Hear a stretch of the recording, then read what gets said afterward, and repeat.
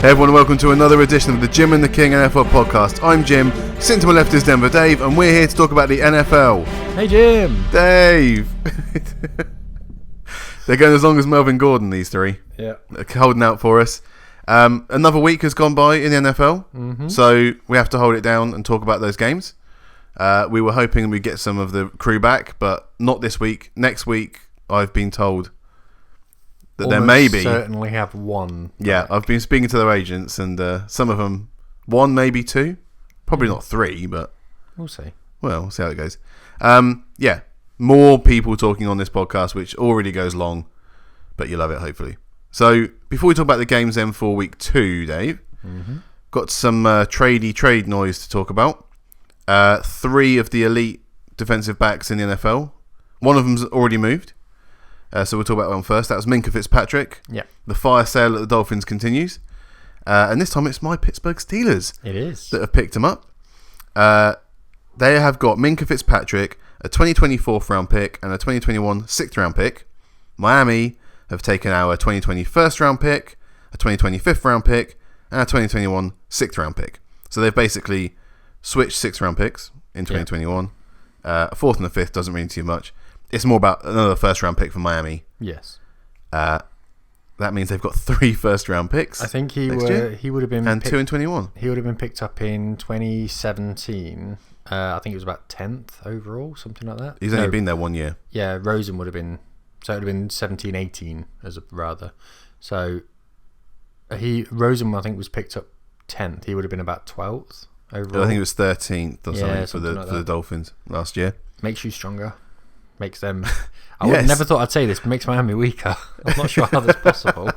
Well, I'm really happy about this. For those of you who have been listening to the podcast for a long time, when we were doing the draft for last year, would know that I fell in love with Minka Fitzpatrick a little bit, and was hoping that we would take him. It didn't happen. We were picking a bit later than that. Obviously, we picked up TJ Watt, 1st round in that year. But it means that we now have a 1st round talent defensive back. So, okay, we don't get a pick next year in the 1st round, but we've now got, I think it's 5 1st round picks playing on the defense come next year. So, and in typical Jim fashion, when he leaves you in about 4 years' time, you say that you hate him and that you never liked him in the first place. I won't do that. The good thing is, in actual fact, you've got 3 years worth of rookie salary out of him. So not only have you got, you're basically getting a 1st round player, a genuine 1st round player for a 1st round pick, which a lot of teams don't do in this league. You're getting 3 years worth of salary out of 3 years worth of almost nothingness out of him. Yeah, and hopefully we'll be able to play him in his actual position, which is a free safety. So, he wasn't used properly in Miami. He was complaining about that. He was playing too deep. The one scary thing for me is that he started complaining about it, and that's what you don't want to see. I was quite surprised because obviously the talk was that he was Nick Saban on the field for Alabama. On the defense, he was the captain. First in, last out, like we said. You don't want that kind of attitude from the players. We just got rid of the biggest cancer we ever had in our locker room. Give it a rest. So I don't want someone else coming in. But I'd take Fitzpatrick over Jalen Ramsey. Yes. Talking of Jalen Ramsey, looks to be engineering a trade out of Jacksonville. There was a flare-up on the sidelines with Doug Marrone last week. I don't know if you saw it, Dave, late in the game. Obviously, a frustrated Jalen Ramsey likes to let everyone else know he's frustrated. And walked past his head coach. Head coach wanted to say something. Jalen didn't want to listen. He is a king trash talker. It's insane. Yeah. It come out to bite him a few times because obviously when you're playing in Jacksonville, there are going to be some days where you do get beaten. Well, it's the same in every league. Yeah. You've got to be prepared to take it. Yeah. Unfortunately, Jalen's not been good at taking criticism or things like that. But he is still a quality cornerback, arguably the best in the league. His stats seem to argue that point. You could make the argument for it, but I know many people wouldn't. So what's going on at the moment then? So apparently an NFC team's offered a 2020 1st round draft pick and a 5th round pick in 2021. Yep. One AFC team's offered a 2020 1st rounder and a player. Allegedly, we don't know if this is true or not. This is just what has been reported. Yeah, apparently the NFC team I read somewhere might have been the Rams, which would be interesting. Yeah. I don't know if that's true or not. It might just be paper talk. I've got no idea. The AFC team I heard was the Chiefs. Yeah, it makes sense. It would make a lot of sense if they want to topple the Patriots. Yep. Especially now they've got Antonio Brown over there. But it sounds like Jacksonville are trying to ward off any suitors. They're asking, apparently, for 2 first-round draft picks, which ain't going to happen. They won't get 2 first. I mean, in terms of law of precedent, if Fitzpatrick is sort of setting the precedent for this season. Oh, right, okay, right. In terms of cornerbacks or defensive backs. Sure. If he's setting the tone, then you're at least going to be looking at a first-round pick. Well, they've offered a first-round pick. Yeah, a first-round pick and a later pick. The problem is, with Ramsey, you're not getting a sterling choir boy who's going to play by the rules. You're getting someone who's a bit of a pain in the arse. And he's at the end of his deal, so you're going to have to pay him. He's got 2 years remaining on his rookie contract, Dave. Right. It includes $13.7 million salary next year. Yes, exactly. You're going to have to pay him at least $13 million next year, which is considerably more than you're paying Fitzpatrick. And then you're going to have to re-sign him to, what, a 15, 16, 17 million pound deal after that? Yeah. It's so. But in his defence, though, he's only 24 years old. He's had 45 passes defended and 9 interceptions in 50 games. But that's going to impact... And he's always against the number 1 receiver. But that's going to impact the draft capital that you're willing to buy him for. That's all I'm saying. It wouldn't surprise me if he goes for a 1st and a 5th or something like that. But they're certainly... Or 1st even and a 4th. They're not going to get 2 firsts for him. They're just trying to attempt... Unless it's, scare him off. Well, unless it's... I was going to say a Texas... Can they, the Texans, can they go and spend that? I know that they're the ones who would only pay it. I mean... I'm not sure they've got any cap space left. No. After what they've been doing. It could be the Cardinals. They could potentially look to trade out Peterson as a straight swap, but then with a first-round pick as well. Maybe. It's not beyond the realms of possibility, but... It's not, but be a bit of a waste of Ramsey. You want to see him go to a team that's actually challenging. Do you honestly see it being 2 first-rounders, though? For the next 2 years? I mean... That's really. I would see someone giving up a obviously they reckon that 2 teams are willing to give up a first round pick for him. Yeah. So we'll see what happens. If he keeps pushing it the way he's pushing it, then the Jags may decide to cut bait on him and say, all right, let's get what we can. I don't think he'll be there at the end of the season. No, I think he'll be gone. Okay. Without any shadow of a doubt, he's going to be too disruptive. If he doesn't want to be there, with his track record, I think there's no shadow of a doubt that he won't be there. The other one then that is also looking at potentially moving is Jamal Adams, the safety for the Jets. He was benched in his game against the Browns after committing penalties on back-to-back plays. It was late in the game, so let's have it right. It wasn't as if he was taken out halfway through. The blowback from it was that he then unfollowed the Jets on social media. Which is the de jour treatment for a player these days if they're not happy with their team. What do you reckon then, Dave? Jamal Adams, obviously a quality player. Yes, I'd take not used to losing, but now he's in New York, so... Well, he had all last season to get used to losing. Some players don't like losing. No. Well, neither should they. And then you've got Greg Williams rocks up as the defensive coordinator. Yes. Who stated in one of the first training sessions that he coached much better than Jamal Adams. Which isn't great when that's one of the best players on your defense. I think that it's a similar thing. What coaches often try to come in and they'll target the best player and say something not negative about them, just to try and drive them. So Vic Fangio comes into Denver and says, "Do you know what? Von Miller can be better than he has been." And Von Miller says, "Hell yeah, I can be better," because he's got Vic Fangio, who is one of the greats currently in terms of coaching defenses, telling him that. So absolutely. Williams. I'm not sure Greg Williams has the same impact coming Mr. Bountygate. Exactly. I'm not sure that has the same impact, but it's not uncommon for a new coach to come in and to say that about one of the premier players. Mr. 0-16 Browns. No, there's nothing wrong with that. We've all done What do you mean? We've all done He's not the only one. The fact is, though, it's a huge loss to the Jets because their defensive line isn't amazing. It's not bad. They've made improvements in it. Quinn and Williams. Agency. Okay, but he's still a rookie and isn't playing at the moment.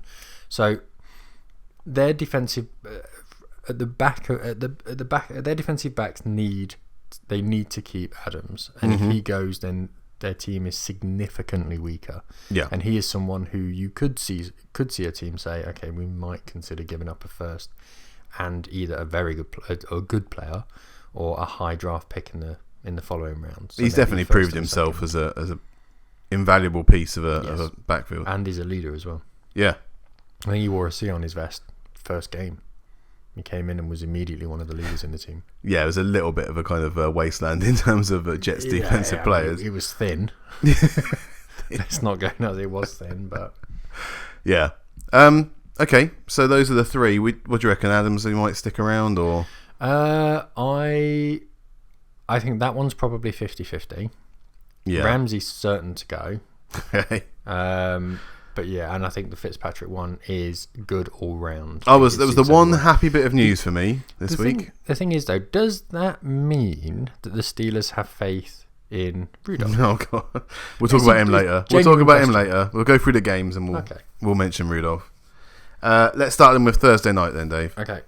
Tampa Bay at Carolina, and the Buccaneers got the win, 20 points to 14. One thing I saw probably for the first time from the Bucs is something they never do: run it. Yeah. Peyton Barber, 23 carries for 82 yards and a touchdown, averaging 3.6 yards, which takes all the pressure off Jameis Winston, and that's what you need to do. You know, it's great having Mike Evans and OJ Howard, big targets to throw at. Yeah. But if everyone's standing back and trying to bat these passes away, then it's not helping Jameis. But to have someone like Peyton in there and giving him the amount of touches they gave him transformed that offense.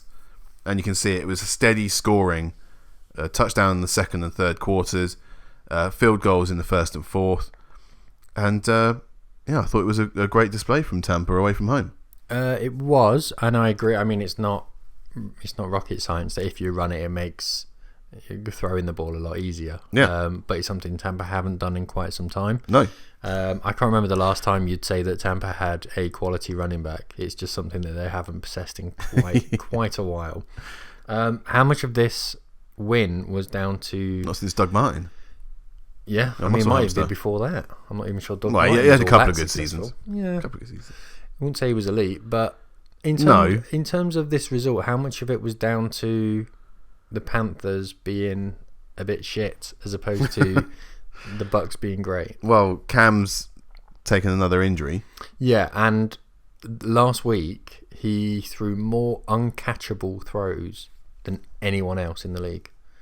Now, considering some of the quarterbacks that played last week, that's quite an achievement. And these aren't throws that a player missed or he could have got hold of. These are uncatchable. Yeah. These are ones that no one could have caught. AJ Darby at his best couldn't have caught these. Oh my God. Yeah, but how many were thrown away balls on purpose? No, thrown away balls are discounted. Not counted. Okay. Yeah, so, a thrown away ball is anything that's launched into the stand, Drew Brees style, as he loved to do.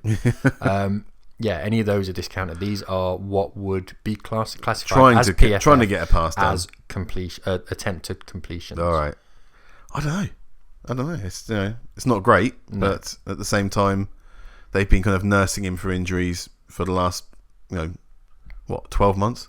To flip it on the other side, though, you mentioned how good Tampa were with the ground game. How bad would the Panthers be without McCaffrey? Oh, I don't want to think about that, do you? We're not going to stick too long on this game because it was fairly mundane. Would like to give a shout out to Shaq Barrett, though. Yes, former Bronco. Ex-Bronco linebacker with 3 sacks for Tampa Bay. He got 4 for his last year. All of last year, he got 4. He was saving them up. Game. I love Shaq Barrett. I think he's brilliant. Yeah. Yeah, he had a great game against the Steelers, and this isn't just because of you. When we played you last season, he was superb. And it was that game that almost earned him a new contract in Denver, but it's the fact that he came off his free agency tender that we'd put on him a season before, and we would have had to pay him 9 or 10 million quid, which we just couldn't afford. Yeah. We're still paying Case Keenum, so. Yeah.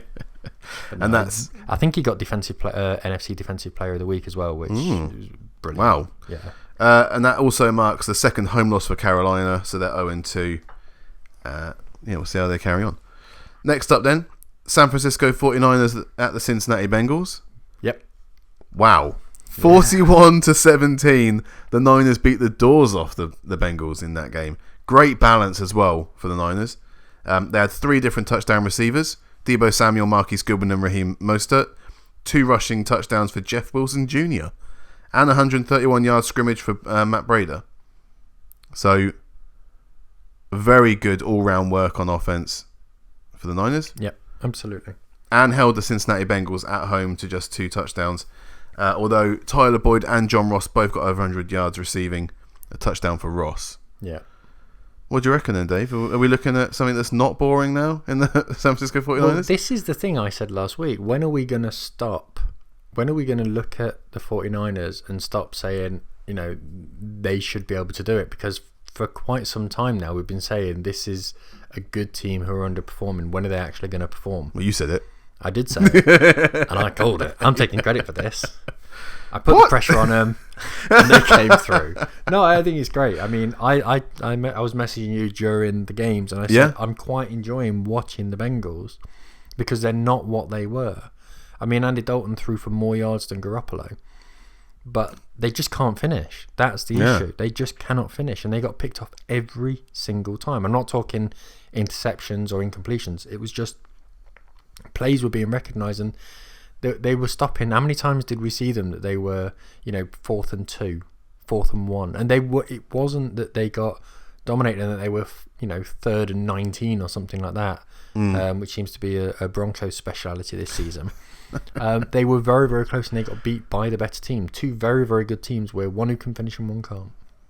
Well, you call them both very good teams. I say one of them's very good. One of them scored 41 points. Let's move on. Yeah. Going to stick too long on that game. Just very, very good signs there for the Niners. When they've got some of the players healthy, this is what they can do with it. Yeah. The LA Chargers. Lordy. Probably screwed a lot of people's accas. I know they did mine. They went to Detroit and they lost 10-13. Who loses in Detroit? I know. Apart from Detroit. Their punter, Ty Long, missed 2 field goals for the Chargers, which influenced their decision not to try for 45-yard field goal, but try and force a throw-through that was intercepted by Darius Slay with 1:05 left to ice the game. It was a messy game. Like I said, those 2 missed field goals could have swung it easily. And, again, the problem with the Chargers is that Rivers wants to carry it all on his back. Yeah.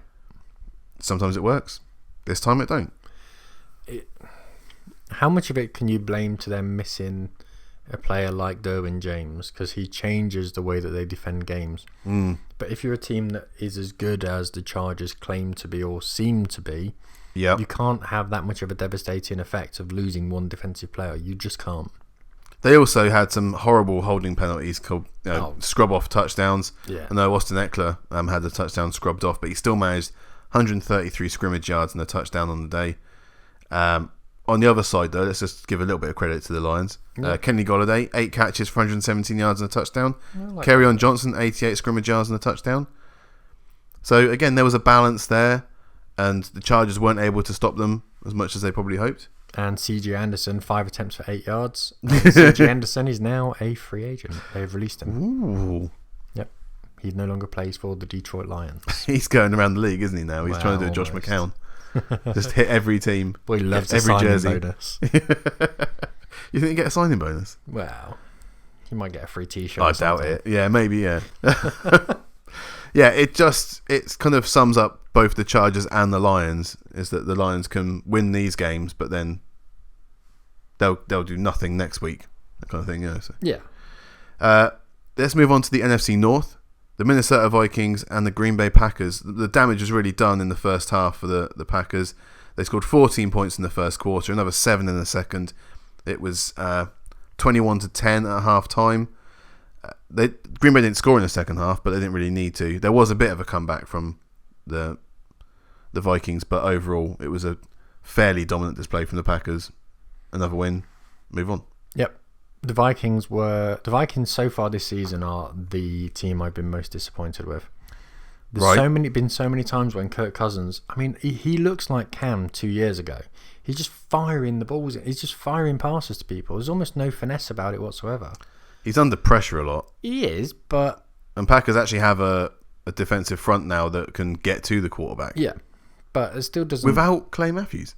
Weird, isn't it? We had to wait for him to leave before. But he still doesn't change. I mean, some of them, he's not the most mobile of quarterbacks, so he has to get rid of it quite early. But every single time, it just seems to be gun it into the receiver's hands.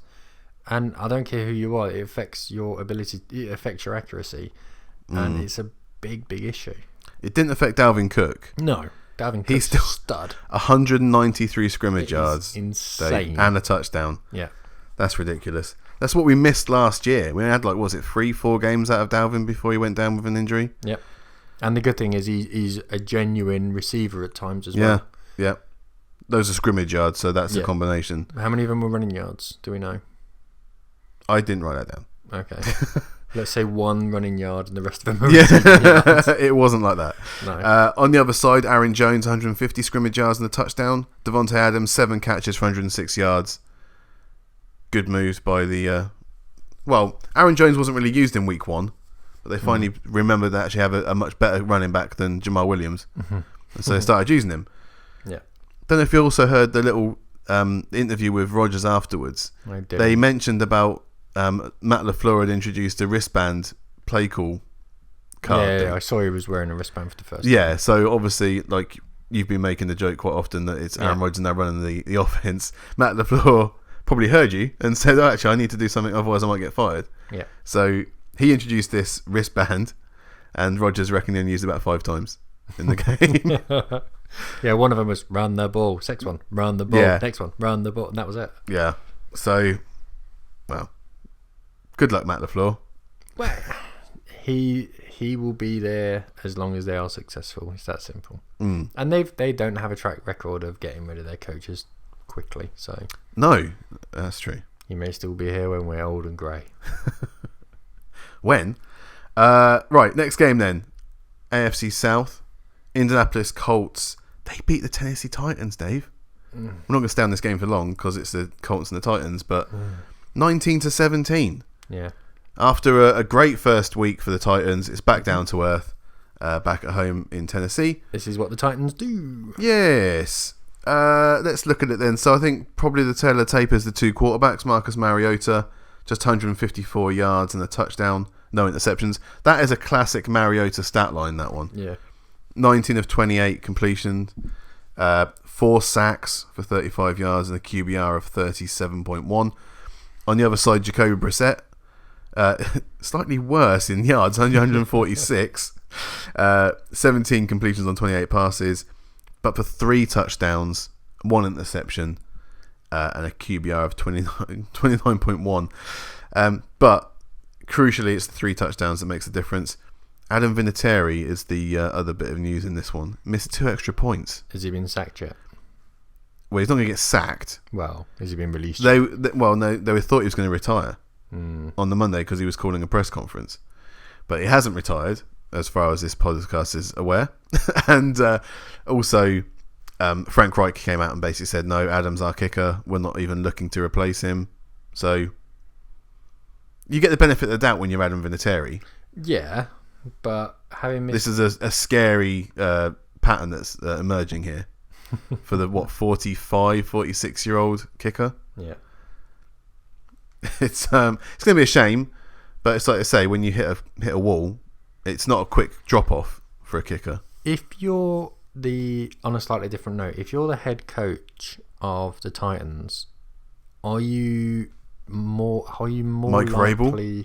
Yeah, are you more likely to want to bring in Tannehill after? Ooh. I'm just saying because this week, how ineffective was that Mariota attack? I mean, the amount of times he swept right out of the pocket, and got sacked with another 2 or 3 guys waiting to get at him, and it wasn't his line. It was almost if his line didn't know he was going to go walkabout.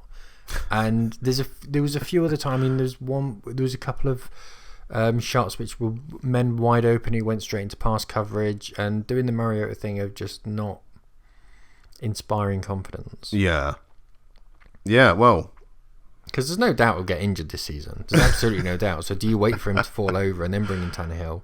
I think they're going to have to. I think that it's the intangible things with Mariota. First of all, when you're a first round draft pick, you get every opportunity to have another chance. Even Paxton Lynch. Even Paxton Lynch, yeah. But yeah, when you're especially a top 2 draft pick as well, there are a lot of other people's jobs on the line if you don't do well. So you will be given that chance. Tannehill was brought in as a backup, a very competent backup. But I think that, yeah, it's also the things that Mariota does around the facility. It's, if you check out Jim Wyatt at all on Twitter, then you'll know that Mariota is loved throughout Tennessee. The amount of stuff he does for charities and, just the local community means that it's going to be difficult to bench him. But eventually it's about winning football games. Yeah. And they win one game and they'll lose another game. Yeah. And they won't score many touchdowns. They might win a game, they might not. Yeah, it's a good job they've got Derrick Henry. Yeah, it is. Well, they have got some wide receivers there. At least, AJ Brown looked okay. Adam Humphries. And Adam Humphries is a good slot receiver. I like Adam Humphries. It just makes it more of a head scratcher why they didn't score more points. But there we go. Yeah. Let's move on to a game that we probably won't talk about too much. It's the blowout in Miami. 43-0 was the final score for New England. Miami had 7 punts and 5 interceptions in this game. They gave 5 interceptions in this game, including 2 pick sixes. Then they gained that one first round draft pick after the game because obviously it was Minka Fitzpatrick's last game with the Dolphins. I guess the only positive for them was they managed to sack Brady twice. Yeah, no, I saw that and I thought, where's the flags? I didn't think you were allowed to do that in the NFL. Exactly. The thing is, they've played Miami. Who is the worst team they've played this season? Is it Miami or is it who they played first week of the season? I think it was the Steelers. I can hear everyone else laughing. It's fine. If looks could kill. That doesn't work on a Just watching the tumbleweed go past. On the other side, then Antonio Brown had his first. They actually played him. He scored a touchdown, and then got another lawsuit for allegedly skipping out on paying medical bills to another doctor. So, well done, AB. I don't know. Apart from those 2 pick sixes, it looked like the Patriots. You would expect to score more than that. Yeah, it looks like they went easy on them. Well, Brady looked quite frustrated through most of that game. Maybe it was the fact he got touched twice, and it wasn't his son. But that's rough. That is rough. That makes it sound so much worse than it actually was. Anyway. So anyway, yeah, a tough schedule for the Patriots. They, it's not easy being in the AFC East, but they'll find a way through. Maybe. On to the next game. Yeah. The Buffalo Bills at the New York Giants, and the Buffalo Bills. Don't say it too loudly, Dave. But they're doing all right. 2-0. Yeah. 28-14. It was never close in this game, really. I mean, by halftime it was 21-7 to the Bills. Eli Manning, let's just talk about that guy because he's just been benched. This is only the second time. Obviously, it happened last year when Ben McAdoo put in Geno Smith for a game, then got fired. Yep. After that, so a ballsy move. It is, but it somewhat makes sense for me. We're just getting Eli Light now with Daniel Jones, aren't you? Okay, I know you don't like him, but give the boy some credit for a second. For what? Right? He's been picked 6th overall. He was playing for Duke, so he's a smart boy. He's not going to be an idiot. He didn't go to, I don't know, Wyoming, for example. Wyoming burn. I hope people get that. That's where Josh Allen came from. It was, yeah. So we are seeing quarterbacks who have been picked up in first rounds coming in and playing straight away and doing well. So why not throw him in? And what have the Giants really got to lose? Well, they're moving on from Eli. Let's just look at his stats quickly for the game. 26 completions on 45 throws, 250 yards, 1 touchdown, 2 interceptions, a QBR of 37.8. They were bad interceptions as well. Well, that's what Eli does. Yeah. He's not been great for a long time. He probably was never great. Going to be an argument about whether he goes into the Hall of Fame because he's got a tied winning and losing record, hasn't he? He's won 2 Super Bowls, so. I mean, that's not the only qualifier for getting into the Hall of Fame. No, absolutely not. But he's won 2 Super Bowls. There's a huge amount of quarterbacks who can never say that. Hasn't Brock Osweiler won a couple of Super Bowls? He was there. Yeah. Exactly, he's got a ring. He won it. He's got a ring. He was there. I mean, Jimmy Garoppolo's got a couple of Super Bowls. He never played in the Patriots. Played. But they won not big. Well, he was a huge in the part practice of them squad. winning. Who? Manning. Oh, Manning. Well, he was there. Yeah. He was. Yeah. Okay. I want to live in your black and white world. No, it's fine. I'm right, and therefore everything else is gone. No. I'm just saying that to be a Hall of Famer, he's got 2 Super Bowl rings. That should be enough for him to trade off. Yeah. But it doesn't mean you get into Hall of Fame. Okay, so if he doesn't get into the Hall of Should Fame... be the best of the best. Okay, if he doesn't get into the Hall of Fame... Yeah. I'm sure his 2 Super Bowl rings will still keep him warm. Well, exactly. That's what I mean. I asked the question. I didn't say whether he'd be happy with not being in the Hall of Fame. Will he get into the Hall of Fame? Probably. Will it be first ballot? No. I don't think he should, but there we go. There's enough other good quarterbacks out there that are probably more deserving. Yeah. Saquon still tries his best. 135 scrimmage yards and a touchdown. Not enough, though. There were 3 rushing touchdowns for Buffalo. Frank Gore, the ageless wonder. Devin Singletary and Josh Allen ran one in as well, because that's what Josh Allen does. No, nothing wrong with that. That's what you do in the league nowadays. Singletary suffered a hamstring injury late on, but not sure about the severity. He may play on Sunday, so fingers crossed. It'll be as he's looking very good. The thing is, that 135 yards that was running from Barkley, that was the hardest 135 yards I think I've ever seen a running back have to go for. It's only going to get harder. Yeah. It's only going to get harder. Well, They've got no one to throw to. And, yeah. We'll see. Stack that box. So let's move on. Not too long on this game. Seattle Seahawks, Pittsburgh Steelers. Seattle. Not too long. We'll see about that Sunday. Seattle only managed to win by 2 points. 28-26 in Pittsburgh after Ben Roethlisberger suffered what looks like a UCL injury in his throwing arm. Same thing that happened to Jake Delhomme a few years ago. He managed to come back from that and actually have a couple of good seasons, but it eventually did for him. Mm-hmm. Mason Rudolph came in, and they've called up Devlin Hodges from the practice squad and signed your old boy Paxton Lynch as a further backup option, having got rid of our second string quarterback just the week before in Josh Dobbs. The irony. Josh Dobbs sits Someone on should bench. Get fired for this. Is this becoming a theme for you? Every week someone in the Steelers is going to get fired. It's going to be one of those seasons, Dave. Someone needs to get fired for this. Shaping up that way. Yeah. The irony of Josh Dobbs sitting behind Roethlisberger for so long. Yeah. Foles gets injured. Dobbs goes off to Jacksonville, and the very next game, within days, his elbow goes. The fact is, though, Roethlisberger hasn't looked like Roethlisberger this season so far. How much of that injury is an occurrence in this game, and how much of it was carried into the season? So, was it a pre-existing injury? Well, there was nothing on any injury report or any. No, but there was no mention of any you problem. You have to say in week 1, and whilst he was in the game, Roethlisberger didn't look like the Roethlisberger we saw last season. No. So for me, there's every chance that potentially you already had it. So if that is the case, Dobbs going is even more of a head scratcher. Exactly. Unless you lot really, really love Paxton Lynch, I don't know. It could have been worse. It could be a lot worse. Someone should get fired for this. Looking at some positives, obviously it was only a 2-point game. 2.5 sacks for Stephon Tuitt, who is a very good interior defensive lineman. Bad news, Vince Williams left the game early with a hamstring injury, and James Conner went down with a knee injury. They think that might be manageable, so fingers crossed he's not out for any extended period of time. Touchdowns, 2 scored by a tight end Will Dissly for the Seahawks, and 2 scored by tight end Vance McDonald for the Steelers. It's the 0-2 start for the second time in 13 years for the Steelers. Yep. So it's uncharted territory for me, really. How's the I don't like it anyway. How's the injury to Connors? You get used to it. It's nice and warm over this side. But James Conner, like I said, they're hoping it's not anything serious. So fingers crossed.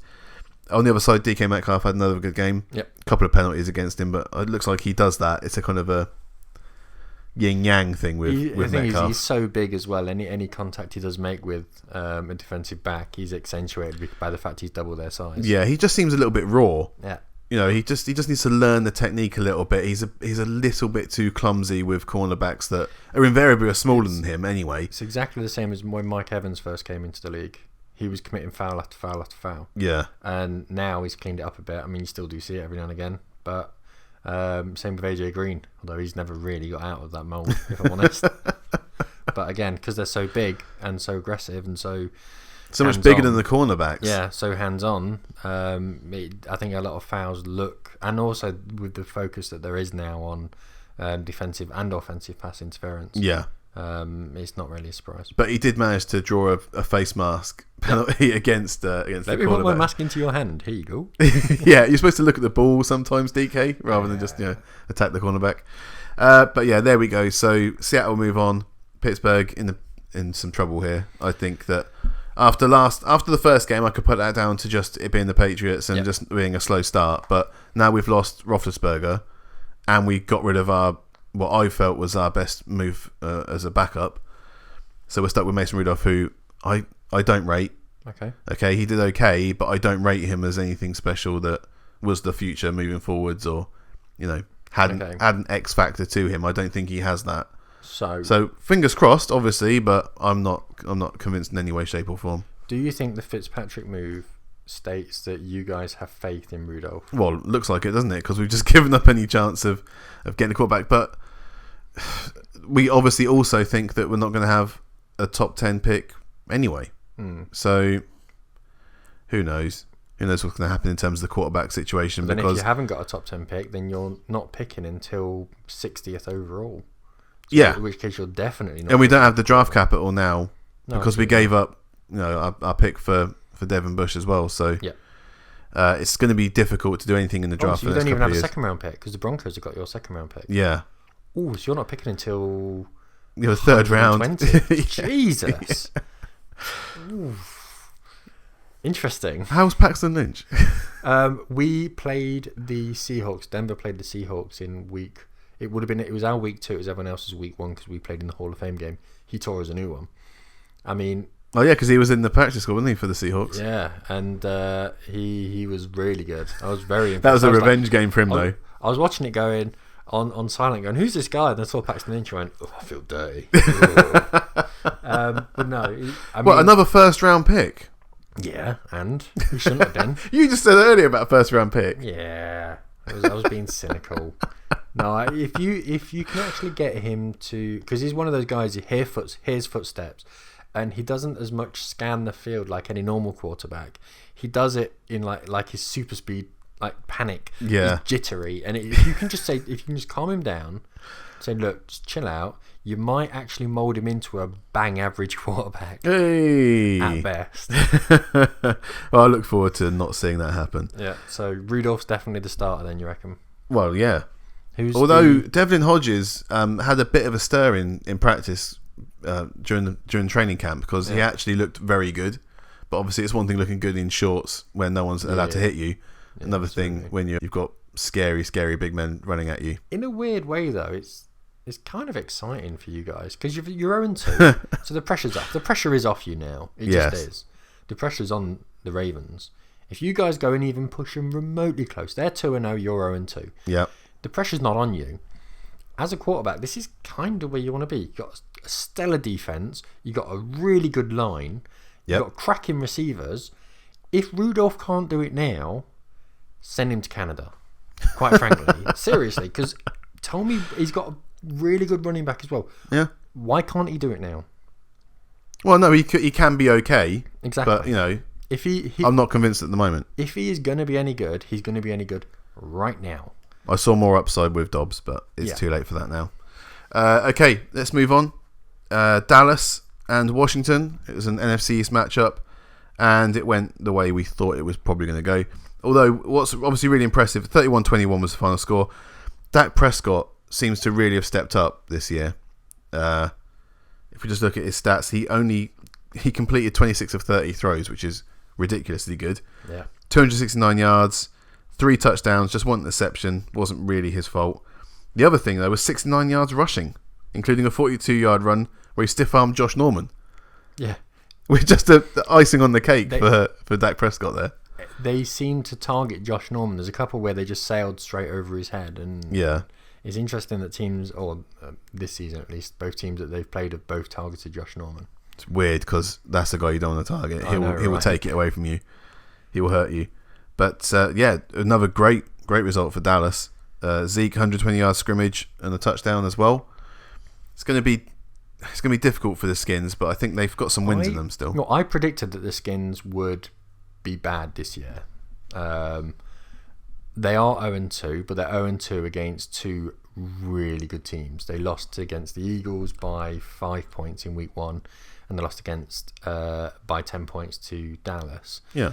They are a really good team, and they're good to watch. I mean, I never thought I would say a team with Case Keenum at quarterback is interesting to watch.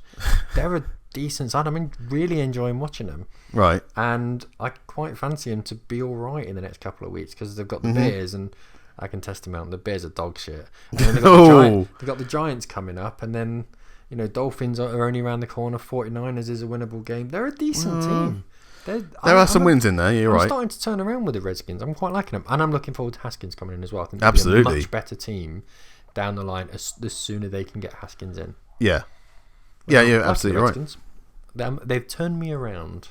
They also had a bit of a problem with Darius Geis is injured, and so I don't think really that Gruden trusts AP. No, I mean it's obvious reasons why the amount of punishment he's taken in his career.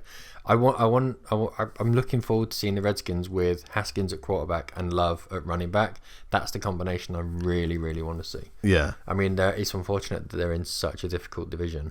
Except for the Giants. Except for the Giants, yeah. The Giants are shit. Another touchdown for McLaurin as well. His second game, 2 touchdowns. So that's another thing to be positive about. Yep. So so there we go, Washington. Some positive news there. Of the 0-2 teams, they're all right. They've played 2 difficult games. Yeah, they're all right. Yeah. Next up, then, the Arizona Cardinals went to the Baltimore Ravens, lost 23-17. I'm not interested in this game. No, not great, but just a quick one on Lamar Jackson. Obviously, 24 of 37 completions, 272 yards, 2 touchdowns, 0 interceptions, and also on the ground, 16 carries for 120 yards. That's light work. That's ridiculous. It's light work for him. It's part-time. What was he doing for the rest of the game? He has improved immeasurably from his first season. Yep. They became just a gimmick team that were just running the ball, and obviously he is running the ball a lot, but his throwing is so much better than it was last season. They look like they trust him to throw the ball, which they didn't at all last season, which is why I had the opinion I had of the Ravens. They weren't using him properly. They're definitely using him properly now. Yep, and it also helps he's got some good wide receivers, he's got good running backs, and he's got 2 superb tight ends. He's got a solid Mark Andrews there. 8 catches for 112 yards and a touchdown for Mark Andrews this game. He's the guy I called out in Marquise Brown, 86 yards as well for the rookie. Still don't like him. There were some positive news there for Arizona. It's hung in the game. They weren't, a fourth quarter team, so they were scoring field goals at least and challenging the Ravens as they went along. Great. Christian Kirk, 6 catches for 114 yards. Larry Fitzgerald, 5 catches, 104 yards. And Kyler Murray looks like he's finding his feet. Yeah, just needs to find his hand now. It's hard for him. I mean, it's hard for any week 1 first round starter with that line.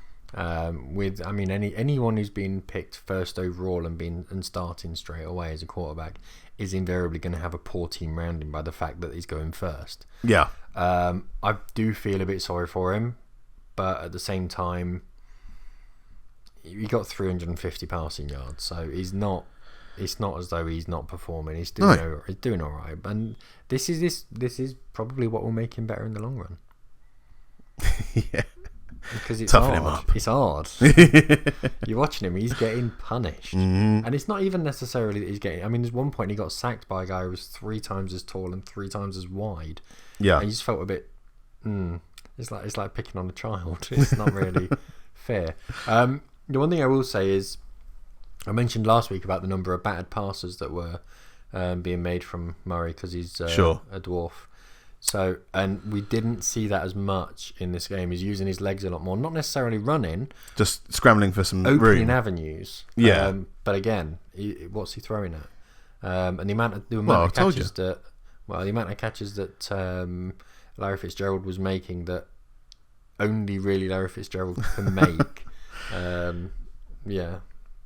Am I right in saying that there was an injury to David Johnson as well, his wrist? Yeah. And I think it might be a recurrence of the one that kept him out. He did at least come back into the game, though, so he came back. Fingers crossed he'll be okay, because he is a quality running back. Not fast, if I'm honest. Let's move on.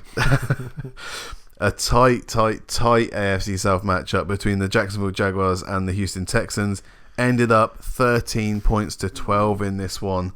It all came down to a 2-point conversion that was stopped by Justin Reed. Leonard Fournette was given the call after DJ Chark had caught a touchdown. Wasn't to be. And the Texans come away with a win. After their heartbreaker last week, they managed to turn the tables and get the win this time round.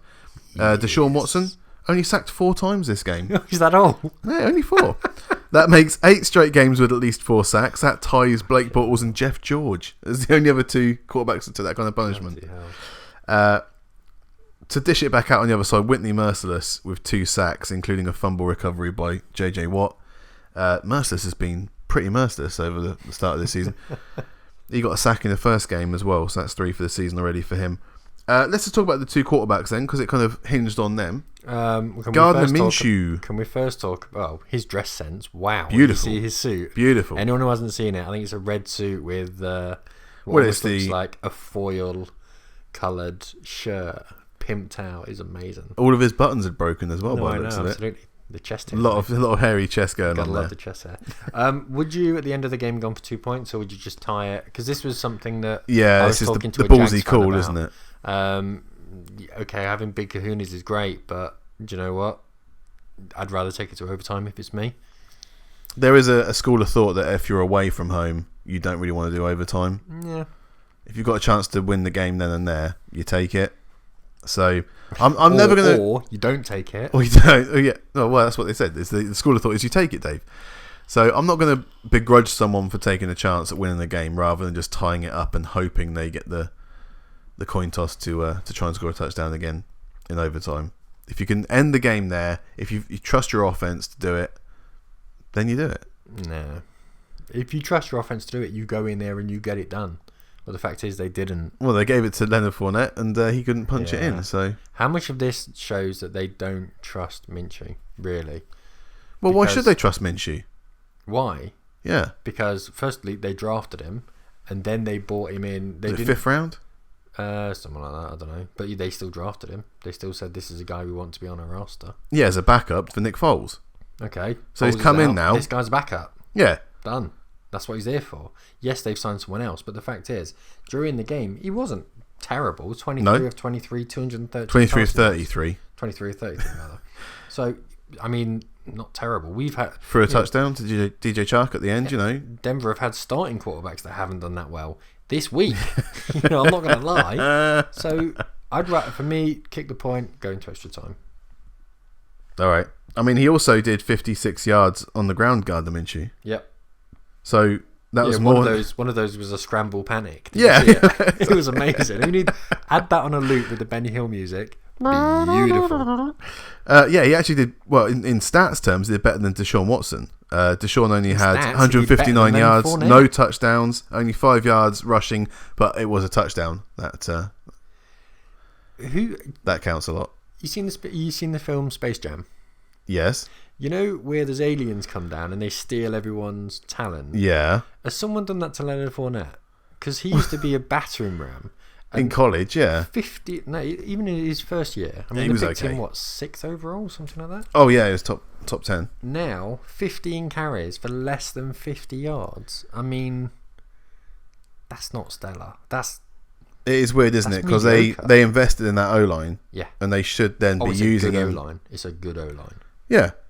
But then that should help Fournette to get through the gaps, It should. How much of it is the fact that they don't have any premier wide receivers, so a team doesn't need to double up on a wide receiver, they can stick another man in the box? Dede Westbrook looks okay. Yeah, he's a burner. Stick one man on him and you'll cover him. You're not going to have to double team him. Okay, I mean, they have options there at least. No one double teaming Marquise Lee. I think you're putting disrespect on the name, you know. Am I? Yeah. I think they're terrible wide receivers. You know, I think there's certainly worse groups. Yeah, but there's no one. That's what I'm saying. There's no one you're double teaming. You can afford to stick another man in the box and basically protect the run. Agreed. Yeah. Agreed. So how much of that is affecting him, and how much is possibly? But you know, if he's supposed to be an elite running back, Dave. If he's supposed to be an elite running back, then you should better work through the first tackle. Okay. So why more often than not, because he's not as good as we thought he was. Then that's the answer. Well, yeah. I'm not arguing.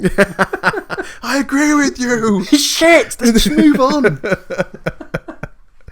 AFC West. Ooh. Kansas City Chiefs at the Oakland Raiders. What a great start for Oakland. 10-0 at the end of the first quarter.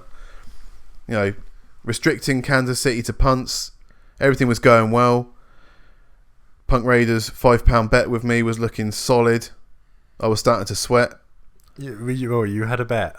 Okay, so for those that you aren't following us on Twitter, you should be at Jim and the King, because there's also at Punk_Raider.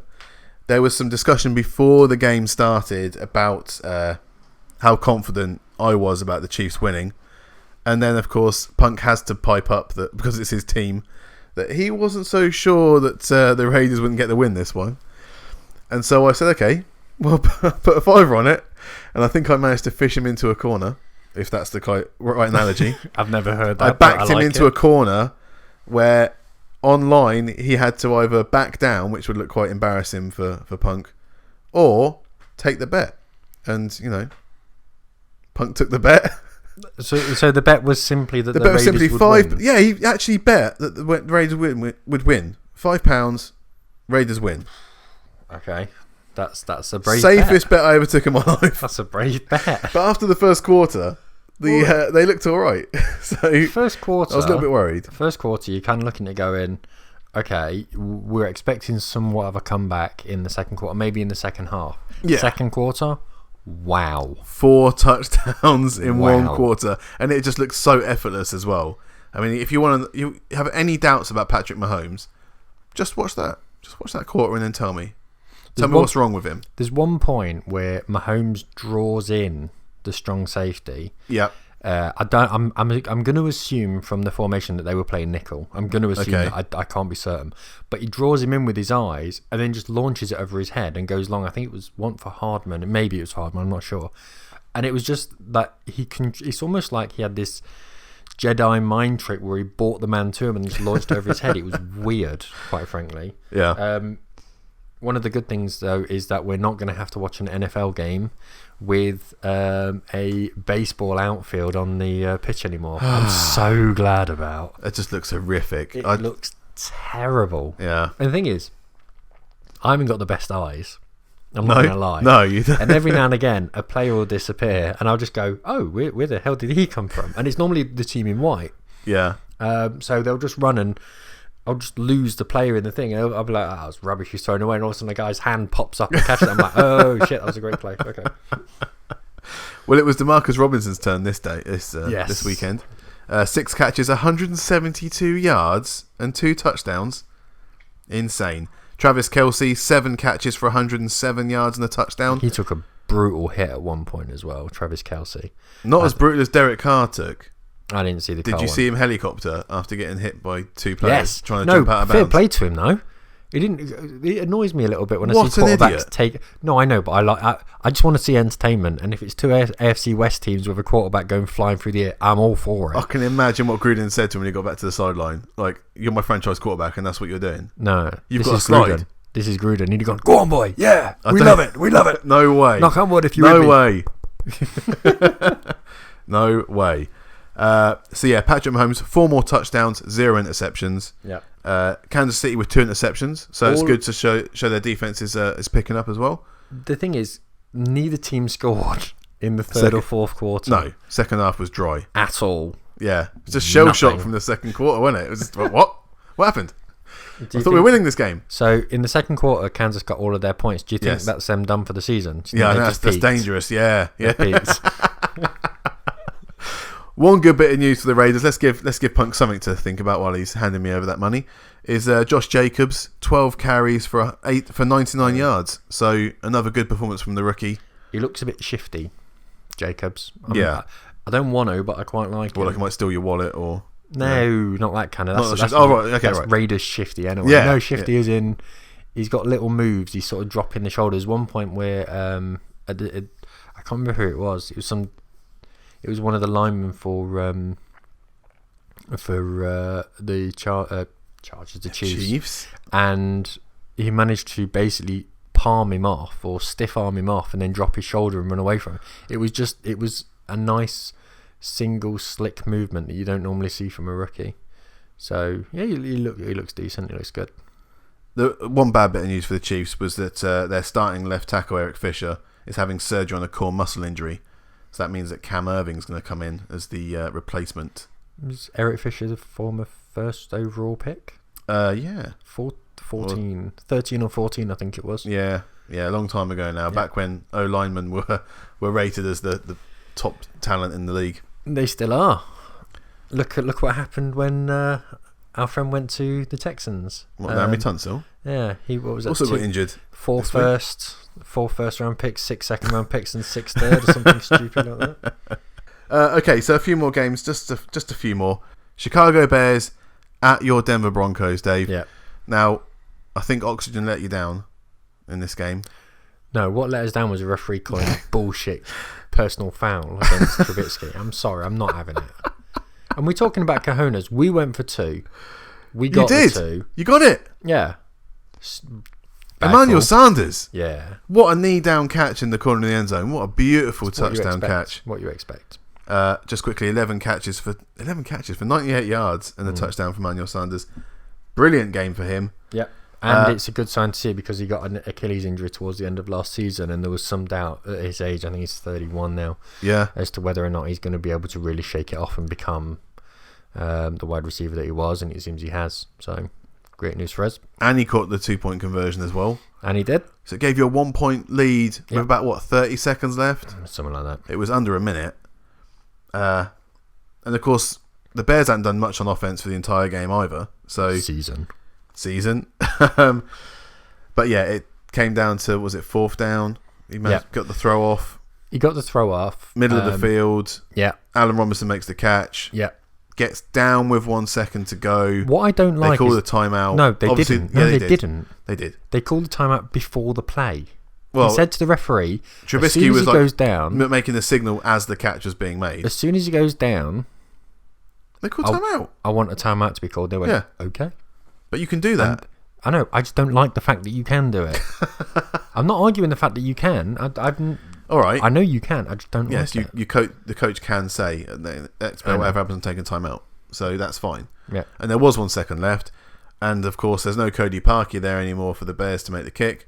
It was on Eddie Pinheiro, who, 53-yard field goal killer. And he was awarded, here's the biggest joke of the NFL, Special Teams Player of the Week. What a load of... He made a kick. It's his job. Yeah. But what a kick. What a kick. That Oxygen helped him, though. Yeah, I know. It's your worst enemy sometimes. You want to kick in Denver. Yeah. It was 2 not brilliant teams you don't say. In a not brilliant fixture, but the one thing I mentioned is the fact that we would be fun to watch this year. We were. You weren't. On offense, we were fun to watch. The problem was we conceded about 350 yards in penalties this week and still only lost by a point. I mean, it was insane the amount of penalties that were being... Should we talk about Garrett Bowles quickly? 4 holding flags for Garrett Bowles this week? Yeah. Just the 4? That makes it 34 in 34 starts. Yep. It's consistent. Oh, he's getting worse. Oh, I know. He had 10 in his rookie season. Yep. 9 in his second season. He's had 5 in 2 games. Do you know the worst thing about What's going on? Isn't Vic Fangio supposed to be sorting this out? And Mike Munchak? Mike Munchak's the defensive... is the offensive line coach. So, what's going on? The interesting thing is the other side was Ron Leary. So, anyone who doesn't know the Broncos line, basically one side we've got Garrett Bowles, who's first round pick for us in 17-18, something like that. Ron Leary's the guard playing right guard, the other side. Right tackle, we're now moving Dalton Reisner. Yeah. Now he was originally a left guard playing next to Garrett Bowles, and there's some thought process that he's causing Bowles to hold. Now I'm not quite down. I'm not down with that. It's because teams are targeting Dalton Risner because he's the rookie. Now, as you know, when you're a rookie lineman coming into the league, you don't get many reps with pads. You learn on the job. Yeah. So teams are targeting Risner. Risner, for me, isn't the weak link. He looks very good at the moment. So we're essentially moving him to the other side of the line, next to Ron Leary, so that teams, when they target him, Leary can take up some of the slack. Back up there, yeah, right. Exactly. Okay. The only problem is now teams are probably going to start targeting Garrett Bowles, which is the ironic thing. So wow. There's been problems with our O-line for a number of years now. Yes. And the fact that we've lost our centre, Matt Paradis as well, who's I think at the Panthers now. Right. Millions and millions more than he was ever going to remember. Yeah. It's going to be interesting to see what happens with our O-line. It's also affecting our run game, undoubtedly. But we've got a quarterback who is used to having pressure on him, so it's not as much of an issue as it has been in previous years. The fact is, some of the refereeing in that game was dire. I mean, absolutely dire. And not just against the Broncos. There was a couple of plays. What we got one for a personal foul. A personal foul was called in the first half. There was barely any contact. Honestly, it's insane. It is utterly insane. We're now 0-2, and we've got the Packers next. Yeah. Congratulations. Let's go on then. 3 games left. First up is the New Orleans Saints at the LA Rams, and of course the big news was that Drew Brees is out. Mm-hmm. Thumb injury. Yep. He managed to hit Aaron Donald in the hand, so it was like the worst high five he could have ever done. That was during the first half, I believe, and it meant that Teddy Bridgewater's come in. Teddy went 17 of 30 for 165 yards. Not stellar, but I mean it was the Rams defense in LA, so give him a little bit of credit for that, I suppose. And it's going to be, they've not placed him on IR, is the latest news. So the idea is that he might be able to come back in week 8 or in 8 weeks or, 6 weeks, week 8, yeah. So we'll see what happens there. Obviously, it's a thumb, so it's not quite, but it is his throwing hand, so it's quite imperative that his thumb is working. So at the moment, I think the idea is they're going with 2 quarterbacks, which is Teddy Bridgewater and football player Taysom Hill. Yeah. I like Taysom Hill. He's entertaining. It did seem to scupper any chance the Saints had of winning the actual game they were playing, though. So they ended up with 9 points, all of them coming off Will Lutz's foot. The LA Rams, though, seemed to ease ahead as the second half started. 14 points in the third quarter. Cooper Kupp, 5 catches for 120 yards. Brandon Cooks, 3 catches, 74 yards, and a touchdown. Also touchdowns for Todd Gurley. So it was, an okay display. Aaron Donald went out halfway through the game, but came back after a back injury. It was, and it was a game that, if you want to win the Super Bowl, you need to get through this game as well. Yeah. Obviously, when you take Breeze out, it's a kind of you'll never know. It's affecting them big time. You know who the real victim is through all of this? Me. You know why? It's your curse, isn't it? No, no. You cursed him. Nothing to do with that. You know why? Because I've got Drew Brees in fantasy. Oh, you do, yeah. Right. Now, no one in our sure, league that's New Orleans' biggest problem. Yeah, it's my problem, so I don't care, and everyone's got to listen to it. So shut up a minute. So, no one else in our league wants to trade. So, do you know who I've just had to pick up off the waivers? Go on. Have a guess. Andy Dalton. Oh, yeah. The Red Rifle. Cry for me. That's what I'm saying. So, I don't know what I've got this week, but quite frankly, it doesn't matter. Well, you quite like the Cincinnati Bengals. I don't mind them. So you're okay with that then? I quite like watching them. I quite like watching the Redskins. There's no one trading that Case Keenum. No, no one's having it. No one's trading for Drew Brees. No, it's not just that. I've offered about 4 or 5 different trades to other people. No one's having a sniff. Oh dear. Not even a sniff. If you drafted better, you'd have other options there to trade with, wouldn't you? No. The worst thing is, it's like this in both of my leagues. He's my quarterback in both leagues. Yeah, I had Roethlisberger in both my leagues last week. So. Sucks to be. Do you want to swap? Yeah, and Dalton for Roethlisberger. Well, at least yours has got. Well, yours is playing, so yeah, I'll watch that. Okay, 2 games then. Philadelphia Eagles at the Atlanta Falcons, and wouldn't you believe it, the Atlanta Falcons managed to pull out a game at home. 24-20 was the final score. I mean, both quarterbacks weren't stellar. 2 interceptions. You don't say. 2 interceptions for Desmond Trufant. That was good news for the Falcons. 3 interceptions for the Eagles. Good news for the Eagles. If we look at some of the scoring, the wide receivers had the biggest numbers. Julio Jones, 5 catches, 106 yards and 2 touchdowns. Calvin Ridley, 8 catches, 105 yards and a touchdown. Nelson Aguilar on the other side, 107 yards and a touchdown on 8 catches. I'm not going to talk about this game too much unless you want to, Dave, but it seems to just be a kind of go-ahead touchdown at the end for the Falcons. Julio got loose, and then it was a foot race, and he got up to about 20 miles an hour. Yeah. Won the game. The video on NFL.com, they rated quickest players in the league, and I think it was him and OBJ.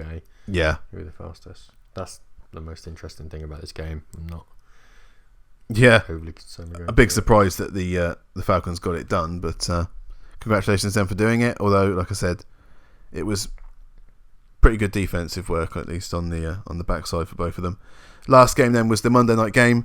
Cleveland Browns, who took a stinger in their first game, them Bruins, were going to the Jets, who also took a stinger against the Bills in their first game, and the poor Jets. I mean, it doesn't rain, but it pours.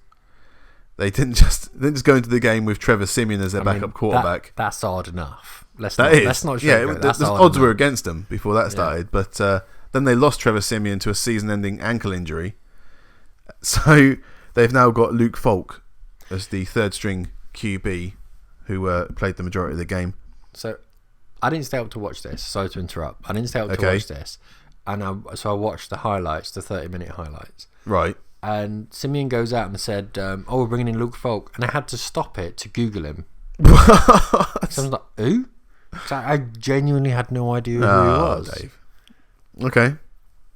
And I'm not even all that sure. No, he was all right. He had no cake. Like, 20 out of 25 completions for attempts, that's good. The completions that he was completing, they weren't difficult throws. They were short. I mean, 198 yards. It was a one-dimensional offense that was very easy to stop. Yes. Yeah. Any Browns fans who are out there getting carried away at this, cool Jets. Cool your Jets. 23-3 was the final score. 3 sacks for Myles Garrett, so he feasted on that. It was him who injury ravaged play. That was attempted murder on Trevor Siemian. The way his leg bent back, I mean, it was wasn't pretty. Nothing's broken though. It's only a ligament, so it's just a real shame. You get a chance to take over a team and do something, and then your one game you get knocked out straight away. How long's Darnold out for? Because he's got mono. He's got mono, so that's a weird disease for us in the UK because we don't really know what mono is. I mean, you do get it's where it affects your hearing, it affects your balance. Isn't that a kissing disease? No, You're thinking of foot and mouth. No, I'm. You've been watching Brady's videos too much. Oh wow! Now what? Who's doing that now? All right. Watch yourself. You can't warn me after what you said earlier on. Piece of shit. The quick stats then: Nick Chubb, 98 scrimmage yards and a touchdown. OBJ, 6 catches, 161 yards. That one-handed catch as well. Yeah. Dirty. He does that all the time. Yeah, I know. So that's it. Yeah, Jets are in free fall, and obviously that led to the Jamal Adams hoo-ha afterwards. It's been a really weird week, Dave. Injuries all over the place, trades going off, people annoyed, franchises going into the crapper. I mean, the franchises that we're normally used to hearing carnage from are the ones that are quite quiet at the moment. Yeah. The Raiders, for example, they're normally ones that are piping up. Yeah, they look got rid of Antonio Brown, and all of a sudden, Yeah.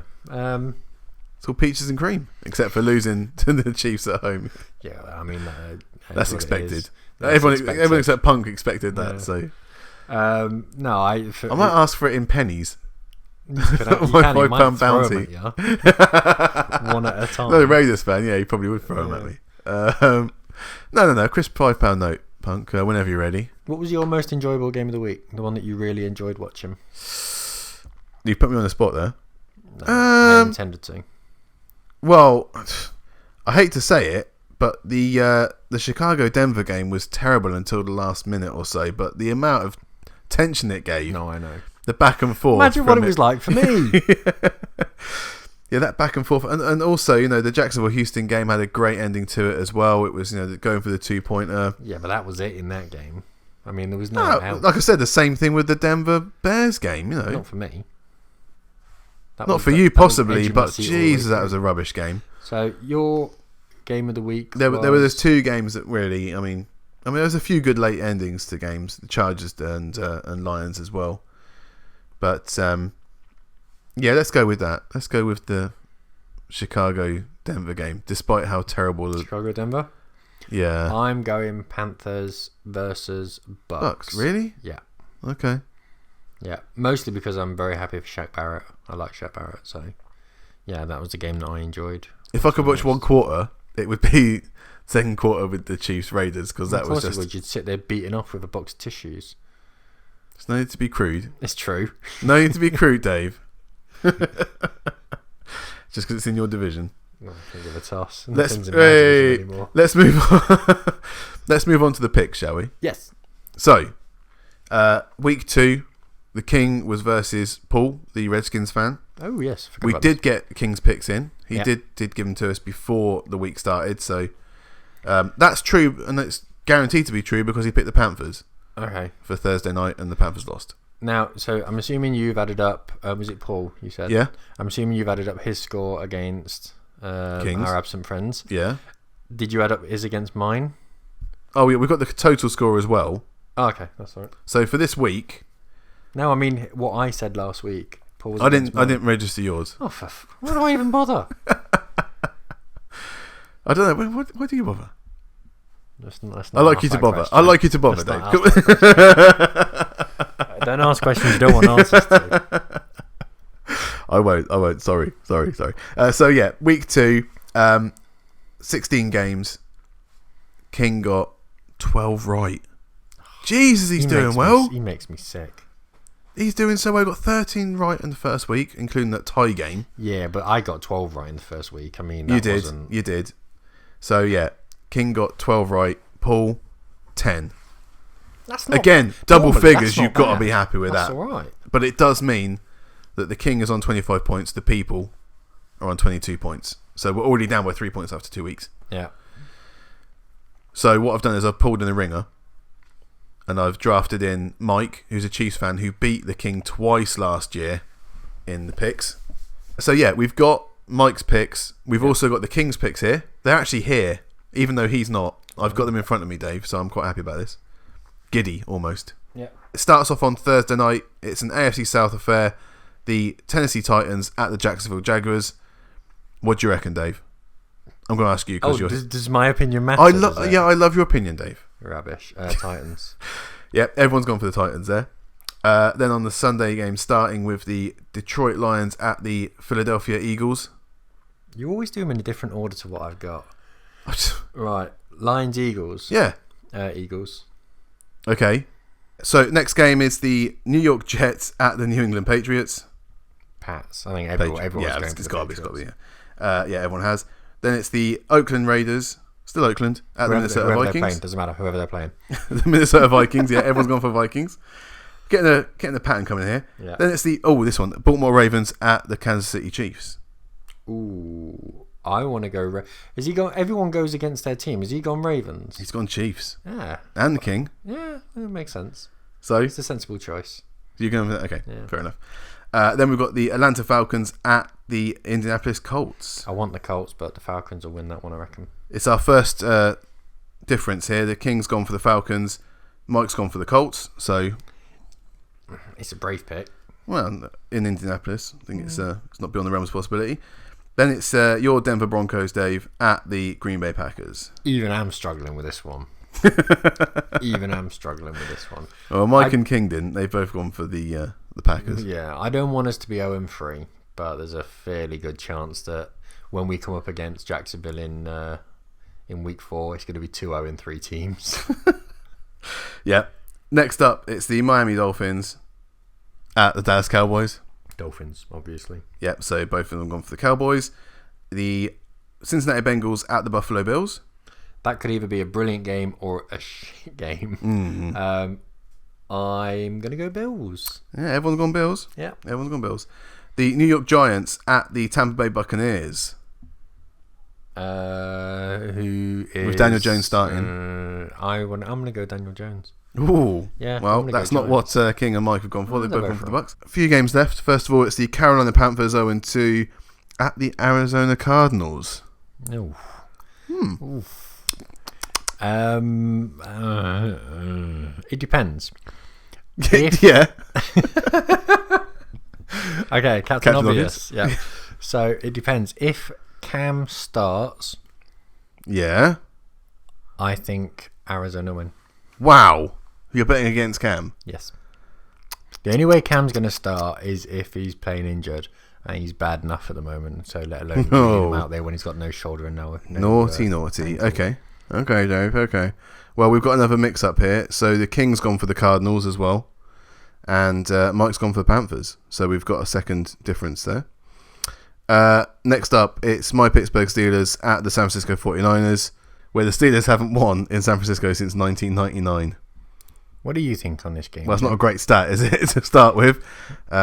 Unfortunately, this year I don't think we're going to beat the 49ers. Nope. Not in San Fran. If it was back in Pittsburgh, we'd have a better chance maybe, but until I'm convinced on Mason Rudolph, then I'm not going to say anything. In a weird kind of a way, I think Roethlisberger being out for the season might actually help you. No, in a weird sort of way, because when the Saints when the Saints aren't going to fully commit to one of the backups, whether it be Taysom Hill, whether it be Bridgewater, they're not going to fully commit to them and say, okay, we're going to change our offense entirely for you. Sure. They're just gatekeepers until Breeze gets back, essentially.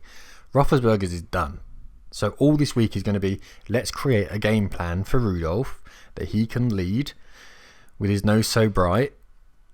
And it was going to be a nice, simple game plan where he can throw slants, 10 yards, and just play a nice, simple... And I think that might be enough for you to win the game. There's no doubt you're a much, much better football team than the 49ers. Thanks. If you were at home, I think I'd back you. Yeah. I think it's going to be a close game, but ultimately one team's going to be 3-0 and one team's going to be 0-3 at the end of this. I've been impressed with the 49ers this season. I've not been impressed with the Steelers so far. Agree. Both Mike and King have gone for the 49ers. I can't blame them. No, absolutely. But, you wouldn't have thought you'd been saying that at this point. No, I wouldn't. Pre-season either. No, like I said, if we'd beaten the Seahawks and if Roethlisberger were okay, then I would have backed us to win this game as well. Yeah. So. But with Rudolph in, you did only just lose to a better team in the Seahawks. Well, we've played 2 playoff teams the first 2 games, and one of them a Super Bowl winner. I've got to look for my positives where I can find them, Dave. Silver nuggets wherever you can. Next up, then, it's the Drew Breesless Saints at the Seattle Seahawks. I can only see the Seahawks winning this. Didn't you say, Dave, just last week, if it was the Saints, you would just say Saints win? Yes. There's one big thing that's changed. What's that? Drew Brees. Ah. He is the catalyst that holds that whole defense together, that whole offense together. Yeah. They could still go and win because I think they're that good on defense. When eventually it does gel, I think they are dangerous on defense. But I like the Seahawks this season. I think the Seahawks look pretty good as well. They do, don't they? Yep. And that's going to be a really good game to watch. It's just going to be an entertaining, fun game. I hope that they play Taysom Hill at quarterback. I really do. So I said they're looking at a kind of mix and match there between Hill and Bridgewater. There's no doubt both will play. Yeah. And Seahawks like making it difficult at home, don't they? So yeah. Both the King and Mike have gone for the Seahawks. Yeah, and there's not a shock. No. This game should be... I'm looking forward to this one. It's the Houston Texans at the LA Chargers. Texans getting another tough game. What do we reckon on this one? Because these are 2 of the premier teams, I think, in the NFL. I'm not sold on the Texans after last week. I'm not all that sold on the Chargers, to be perfectly honest. Again, I think it'll be an entertaining game. It could go either way. How many times they get to Watson? I mean, that could be an NFL record. 9 games in a row with more than 4 sacks. Yeah. You know what? Sod it. Texans. Okay. Just because I can. Okay. Well, one of the two guys has gone for the Texans. Yeah, he's a smart guy. It's the King. Oh, not so smart. The King's gone against his own Chargers. Yeah, And it's Mike that's picked the Chargers to win that game. There's precedent for it, though. There's precedent for it. There is. I am actually quite sold on the Texans. So I don't blame that. I think that their holes are more significant than the stars that they've got potentially. I'm not massively sold on them. They're very close to being 2-0 right now. It was only a heartbreaker that stopped them. But they're not 1-1. Okay, so the Sunday night to be 1-1 right now. Yeah. The Sunday night game, this was obviously scheduled before we knew that the Browns were hot and cold. It's the LA Rams at the Cleveland Browns. How much do I not want to watch this game? No? No. This could be a good game. Prime time. It could not be a good game. If Baker feels dangerous, then... Not having it. Not having it? Okay. Well, both the guys have gone for the Rams. Rams. Yeah, Rams. The Monday night game is the Chicago Bears against the Washington Redskins. I'm going with my Redskins here. I mean, your Redskins. I'm liking the Redskins, which is almost certainly mean they're going to be deflunked with injuries and probably be out of business by Monday. Tuesday. Anyone that I back, they have massive injury problems this when you're season. going to start backing the Patriots, it's about time that you threw your curse weight behind that. I'll be all in for the Steelers soon. Don't worry about that. Don't do that. I'm going to destroy You've already done that. Franchise. You already picked the Steelers to win the game and they end up losing their franchise quarterback. So talk about Tom Brady some more. You won't do it, will you? No, we're going to get in trouble. How much are they paying you? How much is Bob Kraft paying you? Is he paying you in massages? If he wants to play me anything, if he wants to give me a rub and tug, I'm well in for that. I bet you are. All right, so who are you picking for this game? You picking the Skins? Skins. Okay. We've again got a mixed match here. That is more...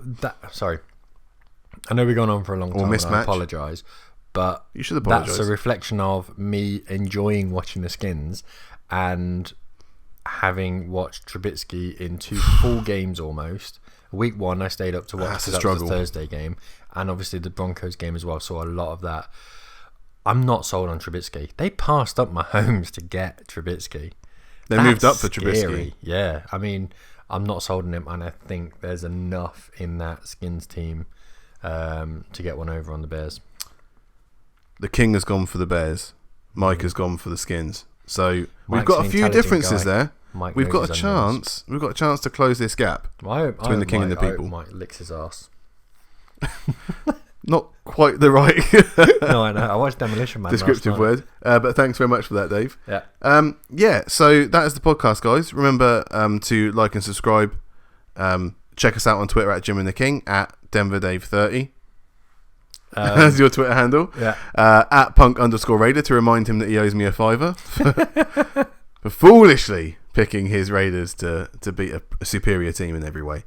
And also, for those of you who don't know, we were actually now posting this onto YouTube, the entire podcast. So last week was the first time we actually uploaded the entire show. You can stick around and see some of the graphics that are going on there as well. I don't know if I'll insist that happens again. We're not videoing. That was a waste of time. But we're not videoing the two of us talking. No. But if you do want to listen to the podcast, but not through iTunes or anywhere else, like I said, the perfect thing for me is, right, when I listen to a podcast, I listen at work with my headphones on, but not my personal headphones. So it can look like I'm on a conference call. Yeah. But I'm actually listening to the best podcast around. So true. You can do that through YouTube. And so if you just go to type in Jim and the King, you should better find us very quickly. I think on YouTube you get a lot of nonsense come up. It has to be Jim and the King NFL. Yeah. Preface the NFL bit in there. Yeah, there's a couple of singers who are really not actually that good. Or it'd be like week 1 review 2019, week 2 review 2019. Any of those kind of searches, you should find us pretty quickly. Please check it out and put a like on it and subscribe to us on there as well, because we're hungry for approval in any way we can get it. I've given up. And go to jimtheking.com where you can check out the stream there as well. So that's it until next week, when it might not just be the two of us, Dave. But I've enjoyed our time together. We'll see. Until then, I've been Jim, that's been Denver Dave, and thank you so much for listening.